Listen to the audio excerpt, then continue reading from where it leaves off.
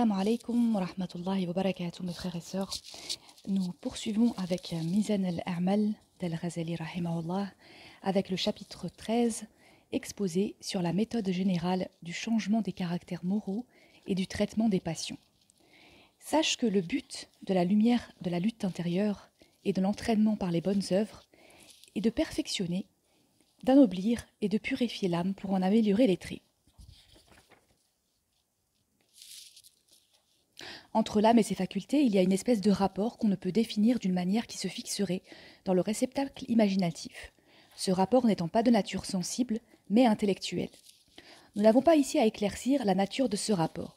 Disons seulement que l'âme influence le corps et réciproquement. Si l'âme réalise sa perfection et sa purification, les actes du corps se trouveront améliorés et beaux. De même, si les actes du corps se montrent beaux, ils entraîneront dans l'âme un bon comportement et de louables qualités. La seule méthode de purification consiste donc à prendre l'habitude des actes émanant d'âmes pures et parfaites. Quand, par le jeu des répétitions rapprochées dans le temps, ce devient une habitude, il se produit dans l'âme une disposition qui s'enracine, qui implique et provoque les 10 actes. À telle enseigne que par habitude, cela deviendra comme instinctif. Le bien qu'on trouvait malaisé à accomplir deviendra ainsi facile, tel par exemple celui qui voudra acquérir la générosité. La méthode qu'il devra s'imposer consistera à s'efforcer de pratiquer l'acte de l'homme généreux, c'est-à-dire de donner de l'argent. Il ne cessera de pratiquer cet acte assidûment jusqu'à ce qu'il lui devienne aisé. Ainsi, il se rendra généreux.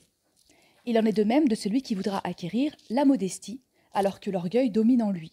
La méthode qu'il devra appliquer dans son effort de lutte contre ce caractère consistera à pratiquer avec une incessante assiduité les actes des gens modestes en les répétant fréquemment. Il est étonnant qu'en ce qui concerne l'influence de l'âme et du corps, on tourne dans un cercle, car par l'effet des actes que le corps s'efforce d'accomplir, l'âme acquiert une qualité. Quand cette qualité est acquise, elle déborde sur le corps et fait qu'instinctivement le corps accomplit l'acte auquel il avait eu peine à s'habituer. Il en va de même pour tous les métiers. En effet, celui qui voudrait avoir comme qualité propre, constante, la maîtrise de la calligraphie, devra suivre la méthode du calligraphe habile, c'est-à-dire s'efforcer de copier et de reproduire la calligraphie. Il ne cessera de s'exercer à la calligraphie jusqu'à ce que cet exercice fasse naître un habitus enraciné et que l'habileté devienne une qualité propre. De sorte qu'en dernier lieu, jaillisse instinctivement de lui ce qu'il s'efforçait d'accomplir au début à force d'artifice. Tout se passe donc comme si la pratique de la calligraphie lui avait rendu l'écriture belle. Néanmoins, au début, il s'y prenait avec effort, alors qu'il finit par agir instinctivement.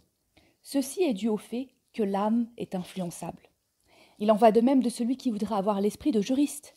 Il n'aura pas d'autre méthode à suivre que de cultiver la science juridique, de l'apprendre et de la revoir. Certes, au début, il aura du mal. Viendra le moment où l'esprit juridique se réfléchira en lui, si bien qu'il aura acquis la tournure d'esprit du juriste. C'est-à-dire qu'il se sera produit dans son âme une disposition qui le rendra capable d'une explication juridique. Il pourra donc le faire aisément et spontanément chaque fois qu'il l'entreprendra. Il en est de même de toutes les qualités de l'âme.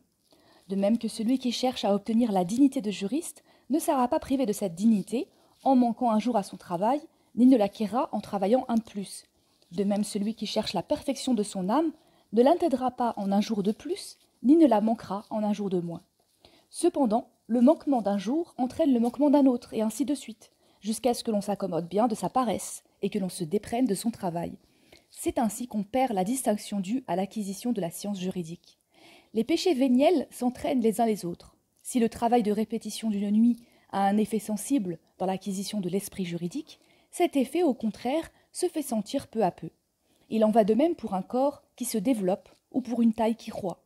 Aussi, l'influence d'une seule œuvre pieuse sur la perfection de l'âme peut-elle demeurer insensible à l'âme sur le champ. Mais ceci ne doit pas déprécier cette œuvre pieuse, car le tout a une influence. Or, le tout se trouve simplement composé des unités, donc toute unité a une influence. Nulle œuvre pieuse n'est exempte d'effet, quand même celui-ci serait imperceptible. Il en est de même du péché.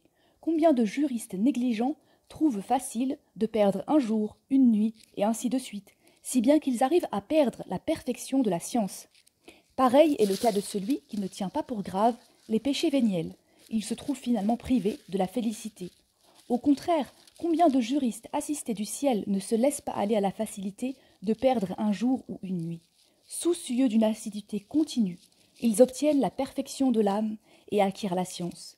Pareil est le cas de celui qui ne déprécie pas la perte d'un jour ou d'une nuit, et il finit par gravir les marches de la félicité. C'est pourquoi le prince des croyants, Ali ibn Talib, radiallahu anhu, a dit « La foi apparaît au début comme une tache blanche sur le cœur. La blancheur de la foi prend de l'extension à mesure que la foi augmente. Si la foi devient entière chez un homme, son cœur blanchit entièrement. L'hypocrisie commence par apparaître sur le cœur comme une tache noire. Cette noirceur augmente à mesure que l'hypocrisie augmente. Quand elle devient complète chez un serviteur d'Allah, son cœur noircit entièrement. » Dans le prochain chapitre, nous verrons l'exposé sur l'ensemble des vertus par l'acquisition desquelles on obtient la félicité. Inch'Allah. Wassalamu alaikum wa rahmatullahi ta'ala wa barakatuh.